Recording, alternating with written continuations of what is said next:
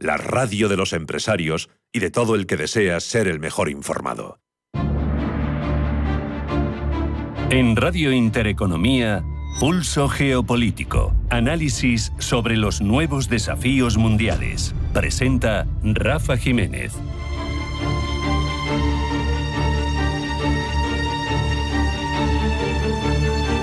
Bienvenidos al Pulso Geopolítico de Intereconomía, en el que aprovechamos el Eurobarómetro, el termómetro de la opinión pública europea, para asomarnos al futuro de Europa como bloque a través de esa ventana privilegiada que nos permite entender tanto las aspiraciones como las expectativas de los ciudadanos europeos en un momento especialmente complicado, en un contexto de reordenación del orden mundial, marcado además por una creciente competencia entre grandes potencias que ya no discriminan demasiado entre aliados y enemigos, y con la emergencia de nuevos desafíos globales. Los resultados del Eurobarómetro, así de partida, revelan un anhelo significativo en esos más de 400 millones de europeos, que la Unión Europea se consolide como un actor geopolítico de primer orden, algo que, no nos engañemos, no es ahora mismo. Varios datos, varios resultados de ese Eurobarómetro apuntan en dicha dirección. Amplio consenso entre los ciudadanos europeos a favor de una política común de defensa y de seguridad. En eso ya están aplicándose, pero tampoco olvidemos que hace falta tiempo, se habla entre 5 y 10 años para conseguir ser más autónomos en materia de armas. Y otro elemento que no se considera en este Eurobarómetro, pero que sería fundamental, lo hemos hablado con muchos expertos, es que calara dentro de esos 400 millones de europeos la obligación, el sentimiento de obligación de defender el patrimonio europeo, de defender las fronteras europeas, porque solo con tecnología armamentística no se consigue nada. Hay que estar dispuesto a formar parte de ese ejército de Europa. Una política de defensa común es un elemento esencial para que un bloque tan importante en lo económico y en lo político pueda proyectar de verdad ese poder, esa influencia en el escenario internacional, y, en resumidas cuentas, que sea tomada en serio por otros actores globales que ahora se limitan a ver cómo somos la voz de la conciencia, pero no tenemos ninguna capacidad ni para imponer nuestra voluntad ni para defendernos siquiera. Esa debe de ser, según los europeos, un área de preocupación prioritaria durante los próximos años, una protección más activa de nuestros intereses e incluso también proyectados hacia afuera, con una proyección de la estabilidad global. Además, también cuestiones más prácticas, pero que vienen a ser estratégicas en alguien que quiera ser independiente, una política energética común.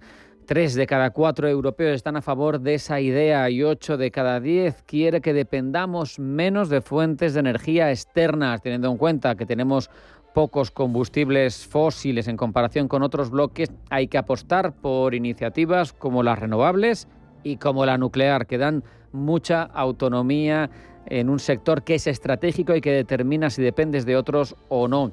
Por otro lado, no podemos olvidar que la verdad es que ases en la manga tenemos para ser verdaderamente un actor geopolítico de primer nivel en el mundo. Somos más de 400 millones de europeos. Tenemos un PIB conjunto de 17 billones. Es decir, somos la segunda potencia económica del mundo por detrás de Estados Unidos, por delante de China. Pero ese potencial se ve frecuentemente mermado por una falta de unidad patente y por la dificultad, por la imposibilidad práctica de hablar con una sola voz. De hecho, eso lo han visto muy bien otros actores globales que han sido aliados y que ya lo son menos. Hablo de, por ejemplo, Estados Unidos, porque su trato con la Unión Europea no es como bloque. Prefiere coger a cada uno de los Estados miembros de forma individual en relaciones bilaterales en lugar de tratar con la Unión en su conjunto. Es una estrategia obviamente beneficiosa para Washington, que le permite obtener tratos más ventajosos y ejercer mayor influencia sobre las decisiones de cada país. Te llamo a la Casa Blanca, eres Bulgaria, eres España, eres incluso Alemania, y por mucho que seas la primera economía continental y la tercera, cuarta del mundo, sigue siendo muy pequeño respecto de Estados Unidos. Por lo tanto, es una relación muy asimétrica. Si fuéramos capaces de unificar criterios, de hablar con una sola voz, ojo, ya la alternativa y el rival es mucho más serio y más a tener en cuenta. Esto determina que Bruselas no tenga prácticamente papel político ni papel negociador.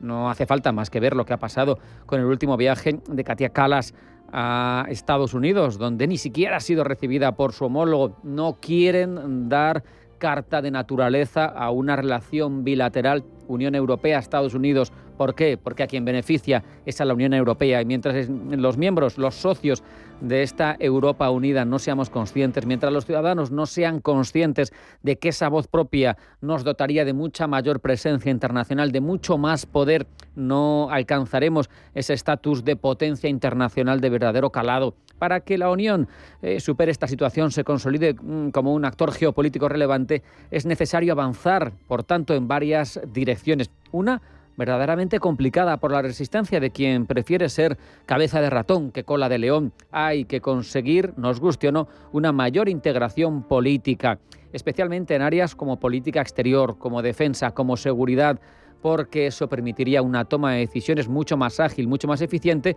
pero sobre todo reforzaría la capacidad de esas instituciones europeas de actuar de forma global, obligaría a que otros bloques nos tengan en cuenta. Ahora nos dividen y nos hacen más pequeños, menos relevantes. Para ello también el apoyo viene sin duda por una capacidad militar creíble, suficiente, porque si no, no podremos hablar más que desde la autoritas moral y no desde la capacidad de poner sobre la mesa una autoridad militar, una capacidad, una autosuficiencia militar que sirva para demostrar estos son mis poderes, pero también un fortalecimiento de la democracia europea. Ahora mismo tenemos una comisión que llega hasta allí de una forma mucho más política que democrática, y eso no se puede plantear. ¿Cómo vamos a identificarnos realmente los ciudadanos de los países con alguien a quien no hemos elegido de forma directa y que quienes elegimos tengan un papel meramente consultivo, porque poco más tienen ahora mismo los miembros del Europarlamento? Eso hay que cambiarlo, hay que dejar claro, o unidad o irrelevancia. A eso se enfrenta la Unión Europea. Vamos a hacer un alto en el camino. A la vuelta comenzamos con los titulares de la información geopolítica que elabora Blanca El Tronco. Una pequeña parada, no se vayan. Sigue Pulso Geopolítico en Intereconomía.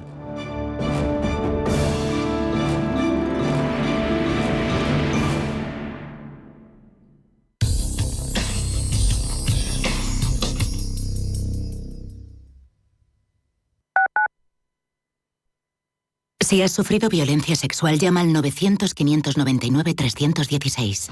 En el Centro de Crisis 24 Horas de la Comunidad de Madrid te ofrecemos atención psicológica, asistencia jurídica y apoyo social, siempre disponibles para ayudarte. 900-599-316. No importa la hora ni el día, estamos siempre para ti. Campaña financiada por la Unión Europea Next Generation, Plan de Recuperación Gobierno de España, Comunidad de Madrid. El 15 de junio Las Ventas vivirá una de las grandes citas de la temporada. Corrida de toros in memoriam de Victorino Martín, con los toros de esta ganadería legendaria para Paco Ureña, Emilio de Justo y Borja Jiménez. Compra ya tus entradas en las-ventas.com. La consultoría empresarial del futuro ha llegado y su nombre es Carácter. Te ayudamos a conseguir los mejores resultados de negocio utilizando la tecnología de vanguardia y el mejor talento. Es tiempo de mirar hacia el futuro y combinar progreso, impulso y talento. Es tiempo de Carácter, la consultoría tecnológica para el sector financiero y de seguros. Visita carácter.es, la primera con Q. Si el problema es el cambio, la solución es cambiar. ¿Te unes? Si una persona sale de un punto A por un camino difícil y otra sale de un punto B por un camino más cómodo, ¿se encontrarán? Acompañamos a personas en situación vulnerable desde la infancia hasta el final de su vida. Porque nosotros no creemos en las coincidencias, creemos en las oportunidades. Fundación La Caixa. Solo es progreso si progresamos todos. Si te gusta el séptimo arte, Vivir de Cine es tu programa. Dirigido y producido desde Hollywood por José Ignacio Cuenca y presentado por María Ayer. Toda la actualidad del cine, estrenos, festivales y críticas, sin olvidar los clásicos. Los viernes a las 12 de la noche, Vivir de Cine, en Radio Intereconomía.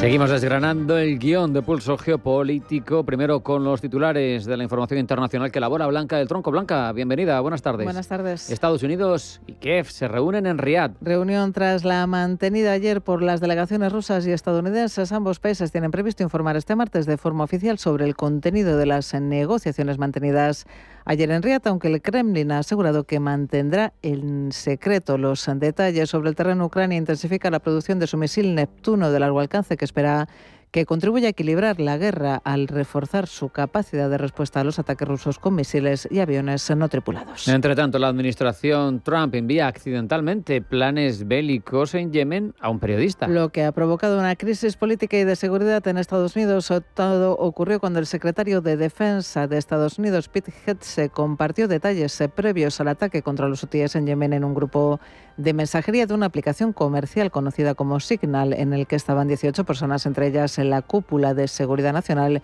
y el vicepresidente, pero al que se sumó por error al redactor jefe de la revista The Atlantic. Este redactor asegura que Hertz compartió detalles minuciosos previos a los ataques. En concreto, dice objetivos específicos del ataque, incluidos objetivos humanos y armamento. Israel continúa con los ataques sobre Gaza. Ataques por tierra y aire sobre la franja, donde no entra comida ni combustible desde hace más de 3 semanas por el bloqueo israelí. Mientras se espera la respuesta del gobierno de Benjamín Netanyahu a la propuesta del eje de Egipto para la liberación de rehenes y la reanudación de la tregua que ya ha sido aceptada por Hamas. Estados Unidos y la Unión Europea se reúnen para hablar sobre aranceles. El secretario de Comercio de Estados Unidos, Howard Lutnick, se reúne con el comisario europeo de Comercio, Maroš Šefčovič, en busca de una solución que evite una escalada arancelaria entre Washington y Bruselas tras las últimas decisiones de la Casa Blanca en materia comercial. China denuncia la injerencia de Estados Unidos en los derechos aduaneros relacionados con el petróleo venezolano. Es la reacción de Pekín al nuevo paso dado por Trump, que ayer anunció que impondrá aranceles del 25% a los países que compren petróleo venezolano. Desde Pekín exigen a Washington abolir las sanciones unilaterales impuestas a Venezuela, que consideran ilegales. El gobierno de Maduro, entre tanto, amenaza con emprender acciones legales contra lo que considera una violación de las leyes del comercio internacional. Y continúa la tensión en Turquía después del arresto de Imamoglu. Las protestas se suceden en Estambul en contra del arresto del alcalde socialdemócrata de esa ciudad, Ekrem Imamoglu, que la oposición denuncia solo busca apartarlo como rival electoral del presidente del país, Recep Tayyip Erdogan.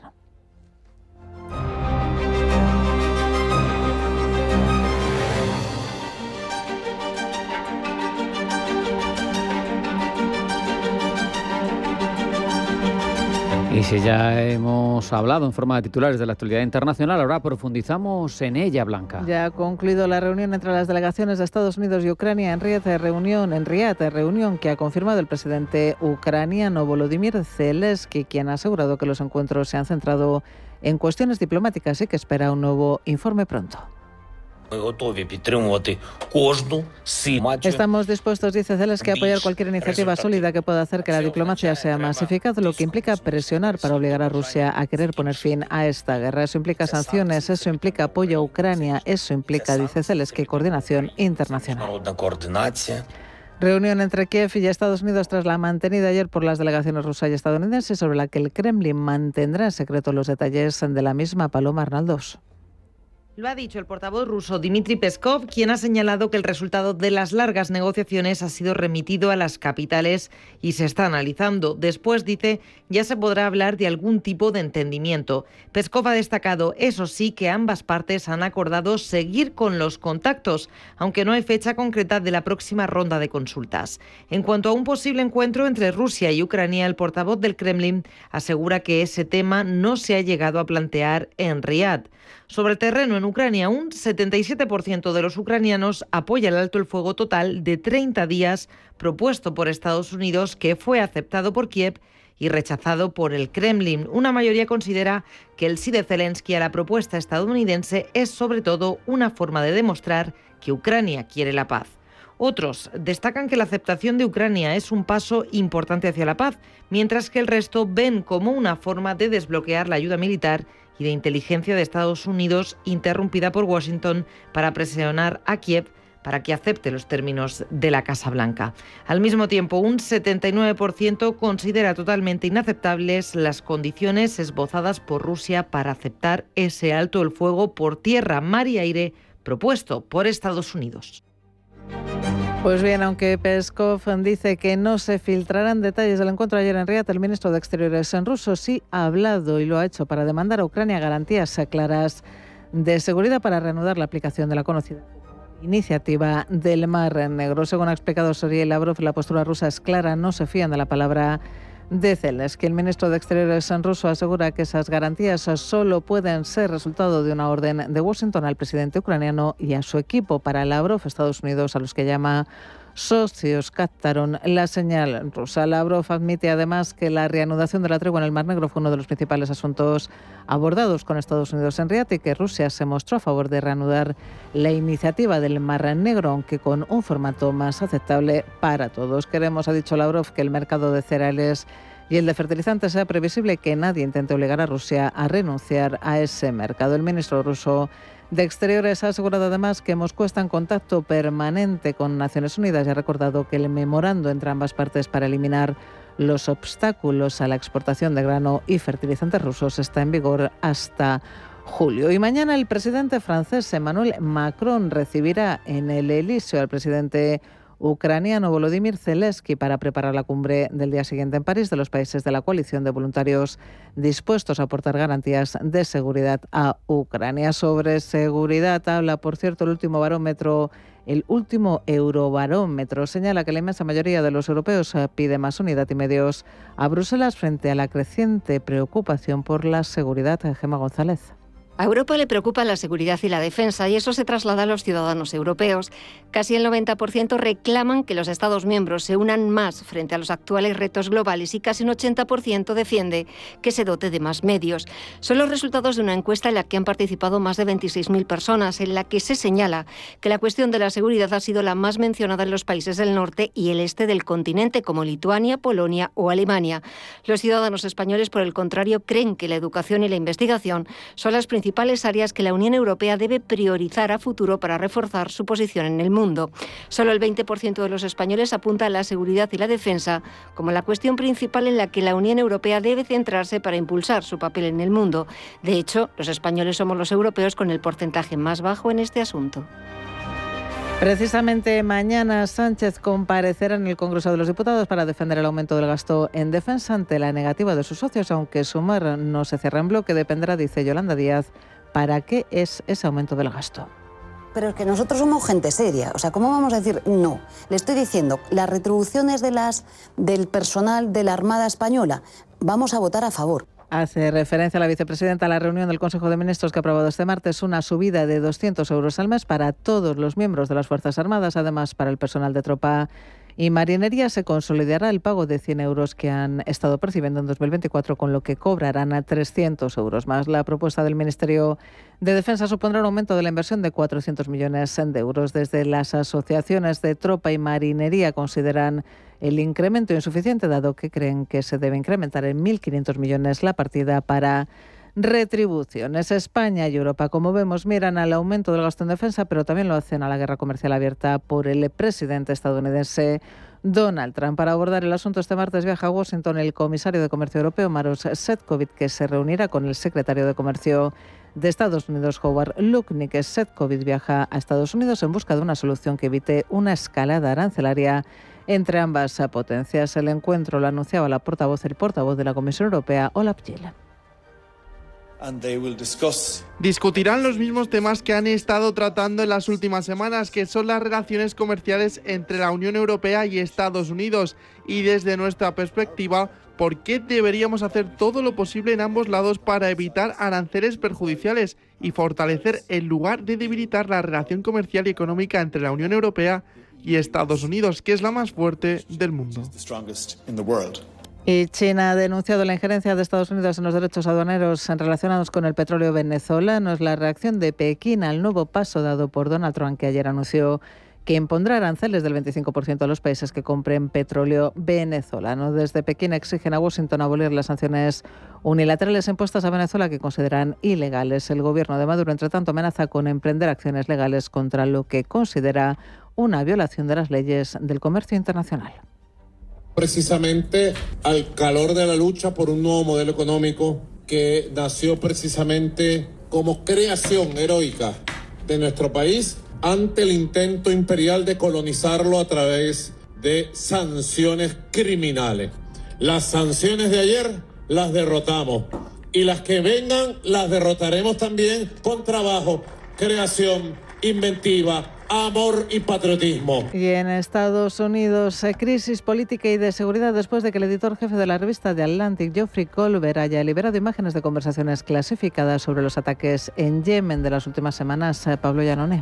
Lo que parecía una invitación inocente a un chat en el red de mensajería Signal era en realidad un error de nada más y nada menos que el asesor de seguridad nacional, Michael Waltz, quien había sumado a Goldberg a las conversaciones de alto nivel con figuras como el vicepresidente J.D. Vance o el secretario de Defensa Pete Hegseth. El senador Bernie Sanders ya ha trasladado el asunto a la Cámara Alta del Congreso. En esta cadena de mensajes se discutieron en detalle operaciones militares inminentes, incluyendo objetivos específicos, armamento y planes de ataque.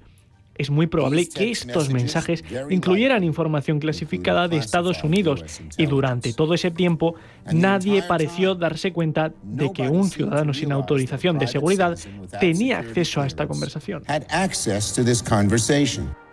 Las conversaciones destacan declaraciones polémicas de Waltz, subrayando que Estados Unidos es el único país con capacidad para reabrir las rutas marítimas del Mar Rojo, pero que Europa debe pagar los costes de alguna manera. En esta línea, Hegseth lamenta el gorroneo de Europa, al que califica además de patético en mayúsculas. Todo mientras Goldberg observaba inédito al comprobar que los ataques a Yemen discutidos se empezaban a cumplir a partir del sábado 15 de marzo. Esas conversaciones que parecían un intento de desinformación eran reales. La razón principal por la que pensé que era falso es que me parecía completamente absurdo que los líderes de seguridad nacional de los Estados Unidos se reuniesen en una aplicación de mensajería para discutir una próxima acción militar y que luego también invitasen al editor de la revista The Atlantic a esa conversación. Por lo pronto, uno de los implicados, el secretario de Defensa Pete Hegseth, niega por completo este suceso y difama al periodista. Se trata de un periodista engañoso y altamente desacreditado que ha hecho de la difusión de falsedades su profesión. Eso es lo que hace. Me encantaría comentar sobre la campaña contra los hutíes debido a la habilidad y valentía de nuestras tropas. La he seguido muy de cerca desde el principio. Nadie estaba enviando planes de guerra por mensaje y eso es todo lo que tengo que decir al respecto. A la negativa del secretario de Defensa se suma la de Donald Trump, quien se refiere al tema con equidistancia. Dice no tener conocimiento al respecto, ya que no es un gran admirador de The Atlantic. En su opinión, es una revista en decadencia. No le doy mucha importancia, dice, pero no estoy al tanto de este asunto. Para el senador del gobierno, Bernie Sanders, se trata, sin embargo, de una de las violaciones más sorprendentes de la inteligencia militar que ha visto en mucho tiempo.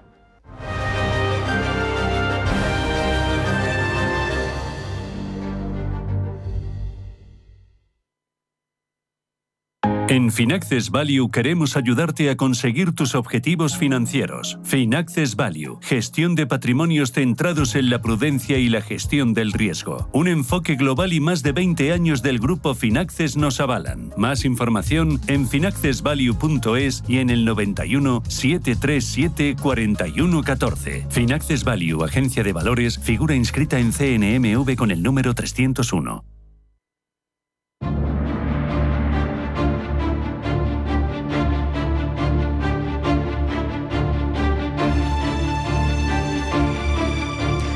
Vamos a repasar cómo interpretan, cómo nos venden la actualidad geopolítica internacional las cabeceras referentes de varios países del mundo. Es una visión que siempre hace para nosotros Pablo Llanoné. Pablo, bienvenido, buenas tardes. Buenas tardes. Empezamos desde el medio panafricano The Continent, que nos informa de la lucha en Sudán, librada dentro del Palacio Presidencial de la capital de Jartum. En una importante victoria simbólica en su actual batalla por el control de la capital, el ejército sudanés ha recuperado el control del Palacio Presidencial tras intensos combates la noche del jueves. El viernes por la mañana, soldados del bando del general Abdel Fattah al-Burhan publicaban vídeos de sí mismos dentro del palacio. Este había sido ocupado por soldados de las Fuerzas del Apoyo Rápido, un grupo paramilitar liderado por Mohamed Hamdan Dagalo desde el comienzo de la guerra en abril de 2023. Seguimos en la zona porque, entre tanto, su vecino del sur, Sudán del Sur, estado más joven del mundo tras su independencia en 2011, está al borde de una nueva guerra civil según Naciones Unidas. Al Jazeera, The Washington Post y The South China Morning Post, Pablo, nos lo cuentan. Tanto el rotativo catarí como el estadounidense como el pequinés se hacen eco de las declaraciones de la ONU. Pero antes nos ponen en antecedente. Precisamente fue después de su independencia cuando el país cayó en una sangrienta guerra civil étnica. Los dincos contra los nuer. El conflicto cobró la vida de más de 40.000 personas antes de que un acuerdo de paz de 2018 permitiese a ambos formar un gobierno de unidad nacional. Sin embargo, la tensión ha resurgido debido a la desinformación y discursos de odio que están fomentando el odio étnico y provocando una creciente violencia que ya ha desplazado a decenas de miles de personas. Es llamativo que los tres medios informen de manera tan homogénea del suceso, lo que apunta quizá a que la cobertura mediática de África, sobre todo en este caso de Sudán del Sur, no está tan sujeta a intereses geopolíticos a pesar del potencial de la región en términos de minerales y proyectos impulsados por Beijing. También nos fijamos en la cobertura mediática de los ataques de Israel sobre Gaza en los últimos días.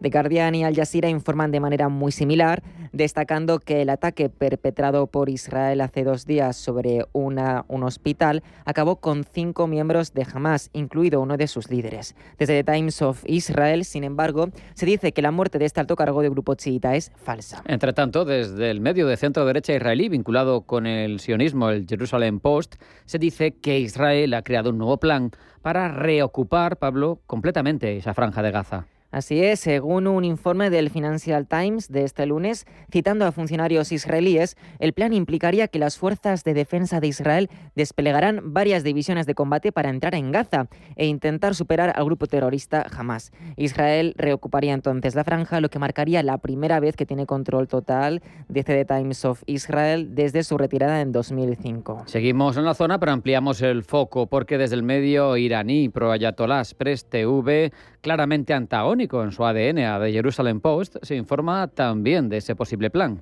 Pero se pone el foco en que el régimen de Israel, dice, antes consideraba que la derrota militar de Hamas era la única solución pacífica, mientras que ahora la solución podría ser directamente la erradicación del grupo del pueblo palestino. ¿Por qué? El medio iraní explica que los aliados de Hamas definen al grupo como invencible a la luz de su conocimiento y estrategia en el campo de batalla, también por su popularidad entre los palestinos y los pueblos y gobiernos regionales contrarios a la ocupación. Esto se refleja en declaraciones de un ex portavoz militar israelí que afirmó que Hamas es una idea arraigada en el corazón del pueblo. Hoy vamos ya hasta Extremo Oriente. Japón da la bienvenida a la temporada de cerezos. Empiezan a florecer esas flores de Sakura, a la vez que florecen titulares alegres de rotativos nipones que reciben con verdadero entusiasmo esta primavera rosada. Desde China, sin embargo, florece una espina que aprovecha la ocasión para dibujar un duelo cultural.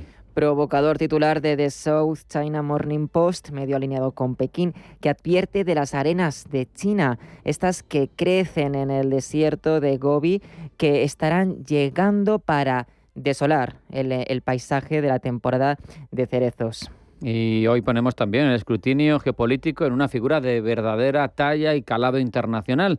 Hablamos de Xi Jinping, es clave y en Occidente quizá no recibe toda la atención que debería en la prensa internacional. En las últimas semanas, China ha liderado ejercicios militares en el Golfo de Omán, junto con Rusia e Irán, maniobras que envían un mensaje claro de desafío a la influencia estadounidense y occidental en Medio Oriente, en Asia Central, y que buscan mostrar, Pablo, una alianza estratégica emergente entre potencias que no son occidentales. Esto, claro, tiene implicaciones en seguridad energética, control de rutas marítimas fundamentales, las que pasan por esa zona.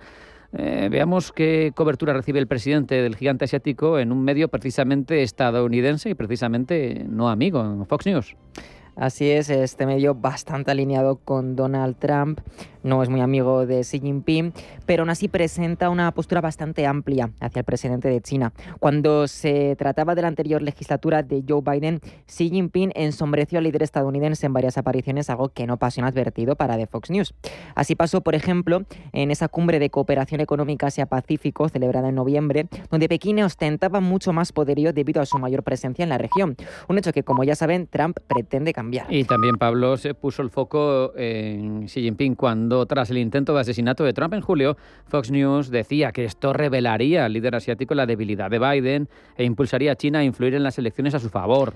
Por su parte, el medio suele insistir en la alianza entre Xi Jinping y Putin, que nada más ver el ascenso de Trump a la Casa Blanca, hay que recordarlo, hablaron por teléfono para, dice Fox News, profundizar en sus relaciones. Relaciones en las que, contra todo pronóstico, sin embargo, Trump tendría un hueco para el medio conservador. Se ha hecho eco en varias ocasiones de que el presidente estadounidense ha hablado por teléfono con Jinping antes incluso de su investidura. También ha mantenido conversaciones trilaterales con Rusia y con China sobre las armas nucleares. De esta manera podemos ver que el medio no informa de Jinping, sino es, al mismo tiempo, de Donald Trump, ya sea para despreciar a Biden o para ensalzar el liderazgo del republicano, que es capaz de penetrar en el hermetismo chino e incluso el ruso.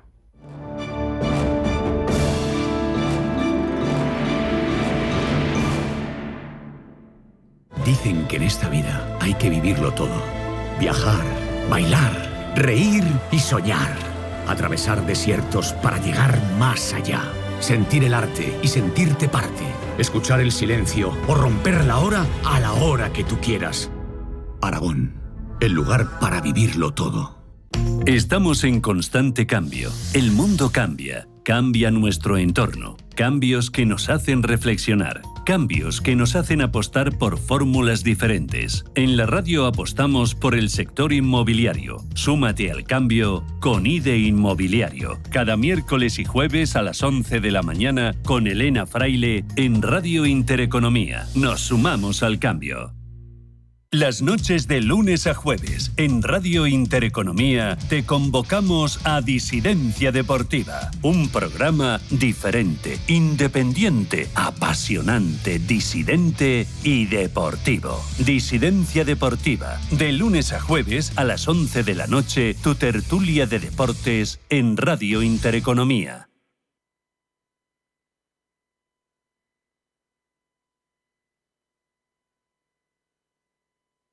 Radio Intereconomía, una excelente plataforma para anunciar tu empresa, con una audiencia exclusiva, con poder adquisitivo medio alto y que sabe lo que quiere. Teléfono 91-999-2121 y en comercial @intereconomia.com. Radio Intereconomía, la radio de las empresas. Toda la actualidad, información y análisis en tiempo real sobre banca, empresas, finanzas personales, bolsa, gestoras y fondos de inversión en intereconomia.com. Con la opinión de los mejores expertos del mundo económico, empresarial y bursátil. Toda la programación en directo y con la posibilidad de escuchar en cualquier instante los mejores momentos de la emisora española líder en información económica. Sigue bien informado en intereconomia.com. ¿Qué tipo de piel tienes? ¿Te la cuidas? ¿Te proteges del sol? ¿Se te cae el pelo o se te hinchan las piernas? ¿Qué perfume puedes regalar? Deja de buscar en internet respuestas confusas, porque ahora en Belleza Capital estarás enterado de todo esto y mucho más. Los sábados de 11 a 12 de la mañana en Radio Intereconomía con Katia Rocha. La Hora de Miguel Ángel es un programa dedicado a la salud y la prevención de enfermedades. Con un lenguaje claro y sencillo, te explica cómo llevar una vida saludable. La Hora de Miguel Ángel, todas las noches a las 12 en Radio Intereconomía.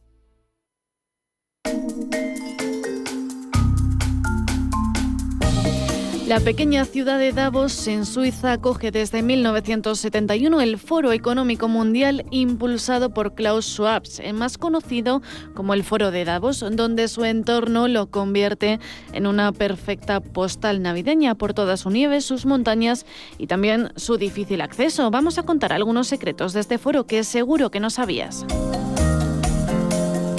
El blanco es el color estrella en Davos, pero no solo por la nieve, es también el de las acreditaciones a las que solo pueden acceder altos funcionarios, que permite asistir a cenas y reuniones exclusivas con ricos y famosos. La mayoría de periodistas que circulan por el centro de congresos llevan acreditaciones naranjas, pero hay también otros colores como el violeta para el personal técnico o el verde para las delegaciones. Los líderes no reparan en gastos si se habla de Davos. Cuesta $60.000 su cuota anual, solo por ser miembro. Otra cosa es lo que las entidades o distintas personalidades gasten allí. Una cuota que se multiplica hasta los $140.000 si lo que se pretende es enviar algún representante a la cita anual, y que se dispara hasta los $500.000 si lo que se quiere contar a una delegación de máximo 5 representantes que tengan tarjeta blanca. Pero como todo negocio no termina aquí, vamos a dar más datos. Atendiendo a otros años, un despliegue de 4.500 soldados y policías supera los 7 millones de euros. Las habitaciones de los hoteles no bajan de los 500 euros, pero si gustan una villa, el precio semanal ronda los 140.000 euros. Vuelos privados que superan los 3.000 euros, y la alimentación dentro de Davos tiene precios desproporcionados. Un presupuesto que puede incrementarse una media de $300 por asistente para tener acceso a algunas de las fiestas VIPs nocturnas que tienen lugar en los hoteles más prestigiosos organizados por las empresas.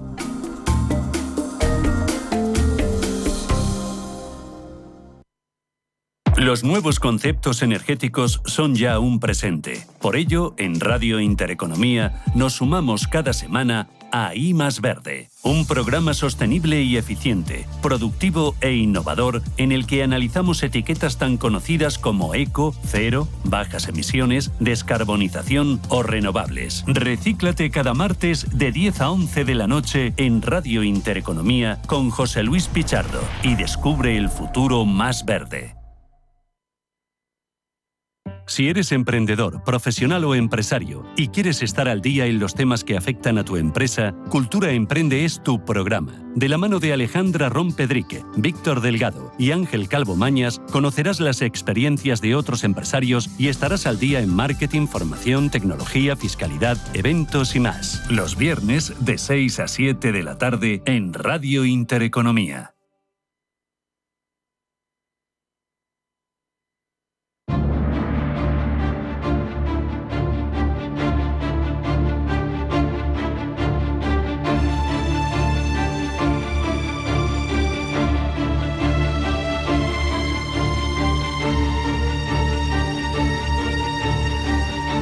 Corea del Sur, Estados Unidos han realizado su ejercicio militar conjunto Freedom Shield, un entrenamiento anual que suscita mucha preocupación en Pyongyang. Corea del Norte lo califica como justificante de su escalada nuclear y militar, porque se tiene que defender si unimos lanzamientos recurrentes de misiles por parte de Pyongyang y su reiterada apuesta por el armamento nuclear. Tenemos una de las zonas más calientes del mundo y con mayor repercusión si estalla un conflicto. De todo ello hablamos ya con Javier Gil Pérez, que es profesor de Relaciones Internacionales de la Universidad Pontificia Comillas. Javier, bienvenido, buenas tardes.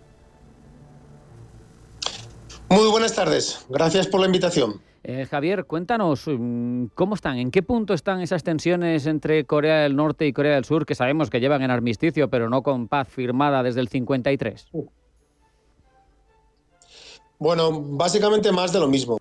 Yo creo que ha habido varias etapas en las relaciones intercoreanas. Una primera, que es la histórica, que es la de la Guerra Fría, que fue obviamente de contención por parte del sur frente al norte.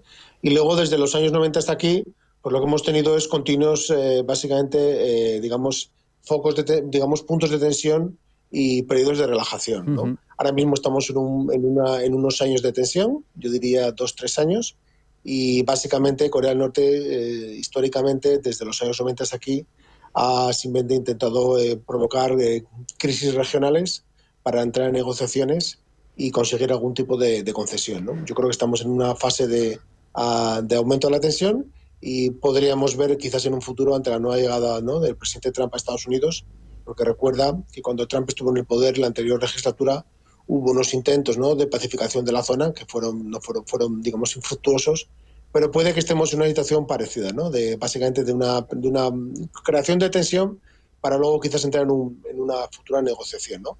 Pero Sí. básicamente no hay grandes novedades. Kim Jong-un siempre ha dicho que no va a renunciar nunca a su programa nuclear porque asegura que es lo único que ha conseguido evitar que su país sea conquistado por alguna fuerza hostil. Y Corea del Sur últimamente ha llegado a insinuar la posibilidad de desarrollar su propio armamento nuclear. ¿Hay peligro nuclear en la península de Corea? Hay peligro nuclear. Fíjate lo que es la vida, que la península coreana, durante la Guerra Fría, Estados Unidos desplegó armamento nuclear en el sur. Y cuando acabó la Guerra Fría, lo retiró, el armamento nuclear, entendiendo que se abría una nueva etapa, ¿no?, de una mayor estabilidad en la península coreana, ¿no? Y curiosamente Corea del Norte aprovechó, ¿no?, esos años, los años 90 sobre todo, hasta el año 2006, que son los años en los que hace Corea del Norte su primer prueba nuclear, pues para conseguir el arma nuclear, ¿no? Del 2006 al 2025, pues la tensión nuclear ha ido en aumento. Corea del Norte ha hecho 6 ensayos nucleares, ha desarrollado misiles de corto, medio y largo alcance. Hay rumores de que está estableciendo un submarino, que está intentando crear un submarino con capacidades nucleares, y eso en el sur obviamente pues ha provocado lo que yo llamo un cansancio estratégico, por un lado, y en segundo lugar, dentro de lo que podemos denominar la derecha coreana, pues hay voces que están reclamando que Corea del Sur debe rearmarse por 2 razones. Una es, debe rearmarse con arma nuclear. Uh-huh. Una es porque le va a garantizar que no haya ningún tipo de ataque por parte del norte y se acabaron estos continuos aumento de la tensión. Y en segundo lugar, porque hay dudas sobre el compromiso americano con Corea del Sur. Eso es lo que completa el círculo. Queremos también que preguntarte sobre qué consecuencias podría tener una injerencia de potencias como China, como Rusia, en el caso de una escalada de conflicto. Pues mal asunto. Corea del Norte ha conseguido, yo creo que 2 cosas muy importantes desde los 90 aquí, sobre todo con Kim Jong-un desde el 2011, ¿no?, desde que empieza su ciclo político. Una es, ha conseguido asegurarse su continuidad política a nivel interno, y eso le ha conllevado a reforzar su alianza con un país que tenía se habían enfriado las relaciones, que era la Rusia. La Unión Soviética fue el gran aliado de Corea del Norte durante la Guerra Fría.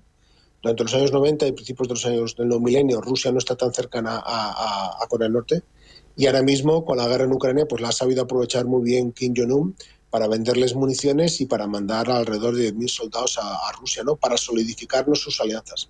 ¿Eso qué significa en el caso de la península coreana? Que en caso de tensión bélica los rusos van a estar siempre del lado norcoreano, y eso es un peligro. Y a nivel de China, bueno, pues con China, a pesar de que ha habido también diferencias, sobre todo por el programa nuclear, pues Corea del Norte y China, la China comunista de Xi Jinping, tienen buenas relaciones y también es otro apoyo, ¿no?, en la supervivencia del régimen, ¿no? Por lo cual, si habría una escala nuclear, pues yo creo que hay Corea del Norte, que es el país que dispone de armamento nuclear y que tiene 2 socios, ¿no?, también con potencia nuclear. Bueno, pues estaríamos en una situación complicada para Corea del Sur, ¿no? Y eso explica en mi parte que por qué Corea del Sur, cuando han ocurrido cosas gravísimas, ¿no?, como el hundimiento de un barco tras el disparo de un torpedo norcoreano, o el bombardeo de una isla por parte de Corea del Norte, o el continuo, ¿no?, pruebas de misiles de todo tipo por parte de Corea del Norte, Corea del Sur no reacciona, ¿no? Hay un miedo a que se desate una guerra de cualquier tipo y se intenta evitar esa escalada, ¿no? Esa ha sido la política de Corea del Sur, que es la de intentar aguantar, intentar no tomar ningún tipo de medidas militares, ¿no?, que podrían desembocar en una guerra en la zona que nadie la quiere y en la que Corea del Norte tendría socios potentes. Así es, esperemos que no evolucione en esa clave y estaremos más que pendientes de cómo se desarrolla la situación en una zona especialmente caliente, como hemos dibujado con Javier Gil Pérez, profesor de Relaciones Internacionales de ICADE. Javier, ha sido un placer hablar contigo y poner el termómetro en esa situación, en esa zona, como digo, tan caliente del mundo. Muchas gracias, un abrazo, hasta la próxima. Hasta la próxima, un saludo, chao.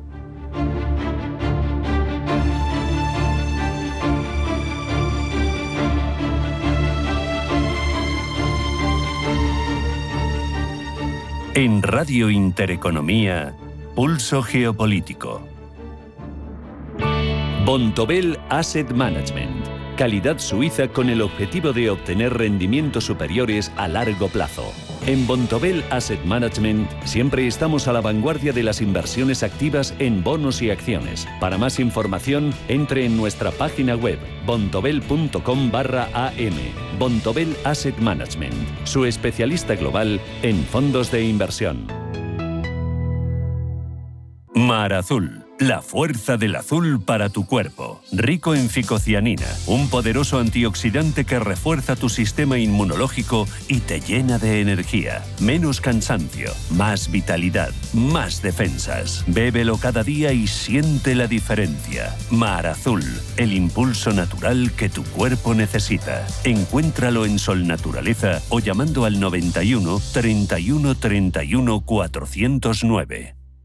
Los nuevos conceptos energéticos son ya un presente. Por ello, en Radio Intereconomía nos sumamos cada semana a I Más Verde, un programa sostenible y eficiente, productivo e innovador en el que analizamos etiquetas tan conocidas como eco, cero, bajas emisiones, descarbonización o renovables. Recíclate cada martes de 10 a 11 de la noche en Radio Intereconomía con José Luis Pichardo y descubre el futuro más verde.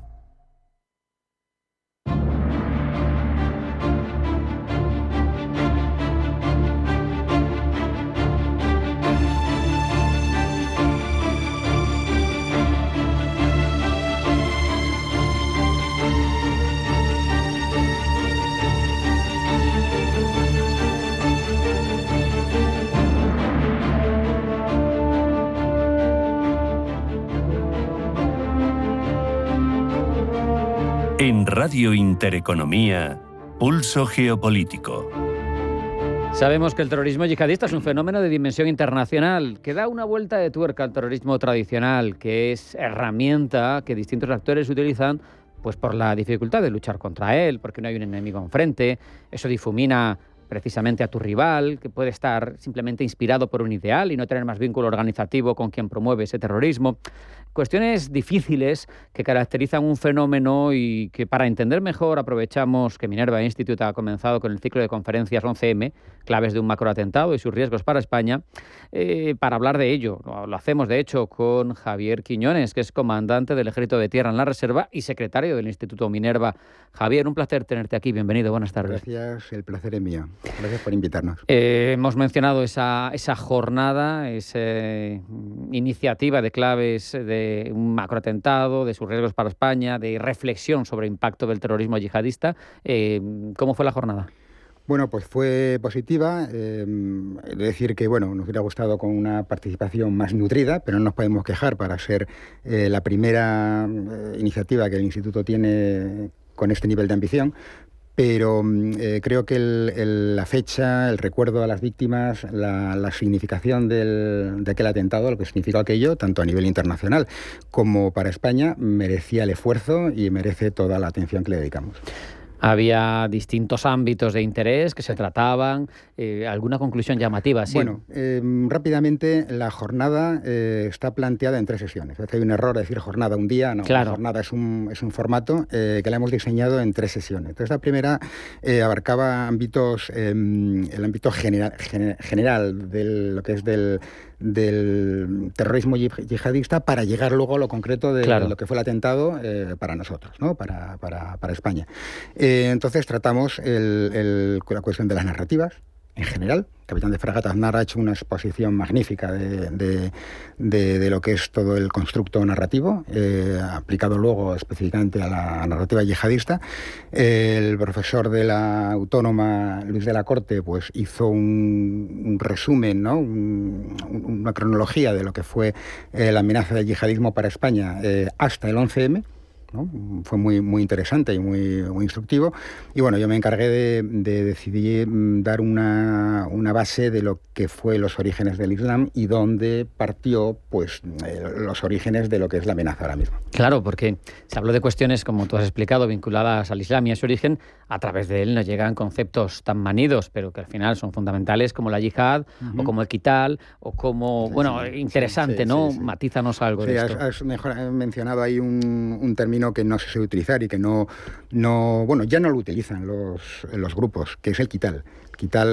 Empezaremos por yihad. Yihad es un término coránico y un término que está en los orígenes del Islam, que en principio significa esfuerzo, un esfuerzo íntimo personal de mejorar. Pero eso pertenecía o tiene sus orígenes en la vertiente sufí del Islam, ¿no? La forma más mística, más pacífica, por así entenderlo. Claro. Pero luego todo eso tiene otras muchas dimensiones. Ya hablo de la época del Islam, o sea, post Mahoma, claro. Y coránica, que una de ellas es la acepción militar, de la lucha militar, ¿no? Pero en defensa siempre del Islam. ¿Qué es lo que ocurre? Y no me vamos a enrollar, que los grupos terroristas, esa ideología, que la amenaza no hay que olvidarlo nunca, es la ideología, que luego entraremos a hablar qué significa eso, tergiversa y retuerce todos esos principios que son conocidos y que están en la mente y en el día a día de cualquier musulmán. Para nosotros son exógenos y son extraños, pero para ellos no. Entonces esa narrativa bien adaptada, perfectamente adaptada, utilizando esos términos y esos conceptos y esa idealización del Islam, es perfectamente comprensible por el musulmán. Qué difícil, tú que eres militar, aunque estés en la reserva, pero qué difícil es luchar contra algo que no tiene intensidad, no tienes enfrente un rival, no tienes enfrente un ejército, está diluido, ¿no? O sea... Eso, las preguntas parecen sencillas, pero no lo son profundas. Las respuestas obviamente son difíciles darlas en 2 minutos, ¿no? Intensidad, no visible, o sea, son conceptos que habría que discutir. En realidad están ahí. Lo que mueve las voluntades son ese tipo de cosas, que luego tienen unas manifestaciones violentas. ¿Cuál ha sido nuestro problema? Vamos a entrar, si me permites, un poco ya en el ámbito occidental, ¿no? Sí. Cómo hemos enfrentado estos últimos 20 años la amenaza de la ideología yihadista, salafista, hay que ponerle apellido. Ha sido dar fundamentalmente una respuesta convencional a una amenaza que no es convencional. Claro. Y esa respuesta convencional es la respuesta militar. ¿Cómo se lucha contra este fantasma? Porque a mí me parece el caso, por ejemplo, de los lobos solitarios. Bueno, tú puedes estar en unas montañas, en unas cuevas de Pakistán, con los medios de difusión de redes que hay ahora mismo, lanzar una idea y que alguien que se sienta identificado contigo por la razón que sea y que no tiene por qué haber dado señales de ningún tipo de radicalización, montar una masacre en Occidente. Exacto. Eso es primero vamos a postillar que la inmensa mayoría de las víctimas que tiene la actividad terrorista, yihadista, salafista, son musulmanes, ¿no? Claro. Y ocurren fuera de Occidente. Eso el público tiene que tenerlo claro, y que no hay que asociar directamente yihadismo con islam, con musulmanes, con tal. En esos países, como en todos, y ha ocurrido siempre en la historia, puedo asegurar que el 80% de las personas lo que quiere vivir día a día, y muchos de ellos, hablo de África, Sahel, por ejemplo, es sobrevivir. Yo he estado en Afganistán y he visto lo que es el día a día de unas personas que les pillan en medio de esas situaciones. Entonces tienen que dar solución. Una persona normal está sometido a situaciones que no son normales, y muchas veces la supervivencia suya y de su familia y de los suyos está por medio. Entonces, que alguien llega y te dice, toma una caja de aspirinas y aquí tienes un Kalashnikov, una K-47, guárdatelo ahí que ya te llamaré.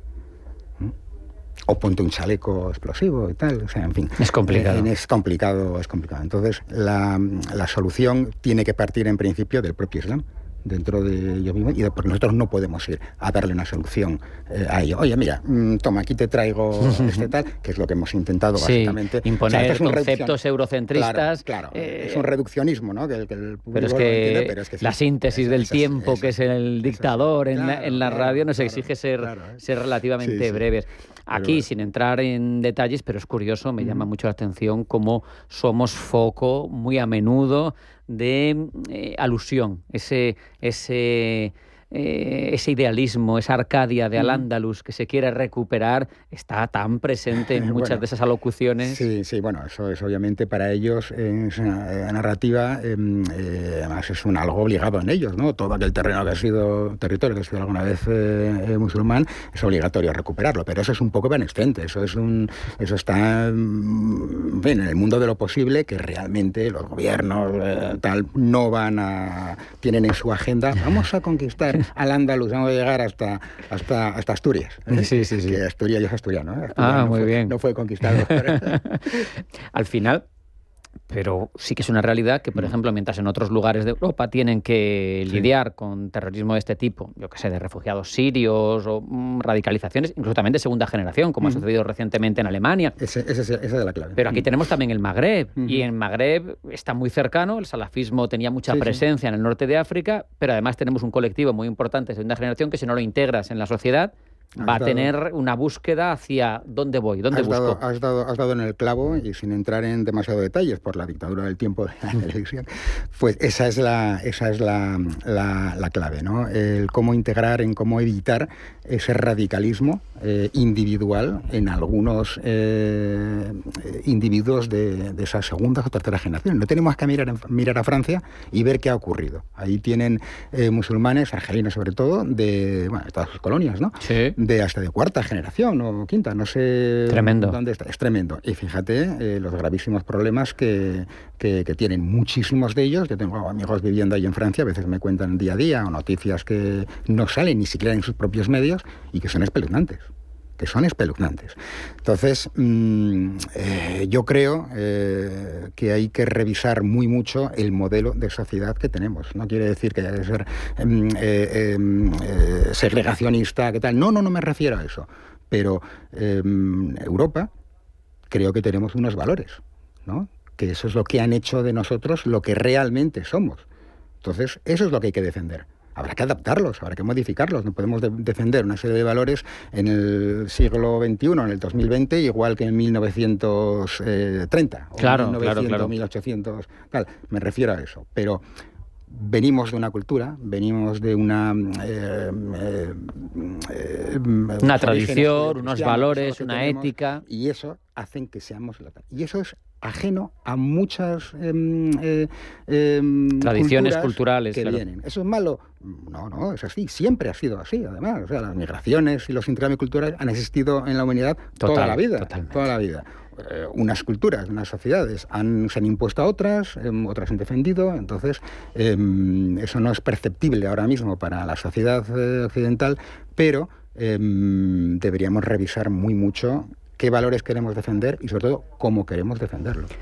Yo quizá me quedaría, corrígeme si no estás de acuerdo, por supuesto, con que hay dos planos para intentar evitar este tipo de evoluciones. Uno, que opera in situ y que no está relacionado directamente con los valores europeos o europeístas, sino que está más relacionado con mejorar las condiciones de vida de esos países y pacificarlos para que en origen tengan la vida que cualquier ser humano se merece, y eso evitaría cierto fenómeno que surge desde lejos. Y otro, las oleadas migratorias hay que conseguir que se integren también en la sociedad, que se integren en valores, que se integren en economía, que tengan una alternativa y un futuro, porque la gente con futuro y con algo por lo que luchar no se para a mirar hacia atrás a ver qué hace, ¿no? Estoy completamente de acuerdo con lo que dice, porque ahí está el quid de la cuestión. Cuando me refería a que la solución a esta amenaza debe estar en el propio Islam, los propios países, gobiernos con la ayuda del resto del mundo, ¿no?, que tiene capacidad de ello, me refería en gran parte a eso, y tienes toda la razón. Otra cosa es, lo que has mencionado muy oportunamente, la cuestión de las migraciones. Hay una amenaza a la seguridad nacional que figura en todas las estrategias de seguridad occidentales, europeas, desde hace principios de este siglo prácticamente, que es los flujos migratorios no controlados. Eso es importante mencionarlo. Y ahí es donde habría que actuar. Con esa reflexión que hemos desarrollado con la ayuda de Javier Quiñones, como hemos contado, comandante del Ejército de Tierra en la Reserva, secretario del Instituto Minerva, y pivotando en torno a lo que dejó esa primera parte de la jornada, de esas conferencias, 11M, claves de un macroatentado, sus riesgos para España, en el que al final se reflexionaba sobre el impacto del terrorismo en las sociedades occidentales, en España, porque esto al final lo hemos visto, Javier, tiene muchísimas derivadas. Con eso nos vamos a quedar, porque hemos sucumbido a ese tiempo que manda en la radio y tenemos que despedirnos, pero yo creo que ha sido muy ágil. Gracias. Y hemos repasado varias circunstancias más que interesantes. Javier, muchas gracias. Un abrazo. Hasta la próxima. Gracias a vosotros por invitarme aquí. Ahora nada más que desearles que pasen buena tarde, que sean felices, que sigan siendo fieles a este pulso geopolítico de Intereconomía. Hoy no hay tiempo para más, pero en posteriores ediciones seguiremos tratando todo lo más apasionante de la geoestrategia y de la geopolítica internacional. Hasta mañana.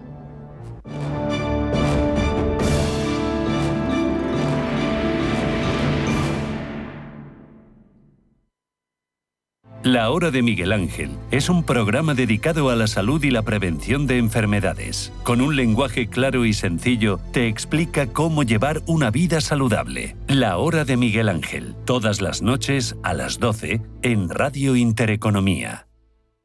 Radio Intereconomía.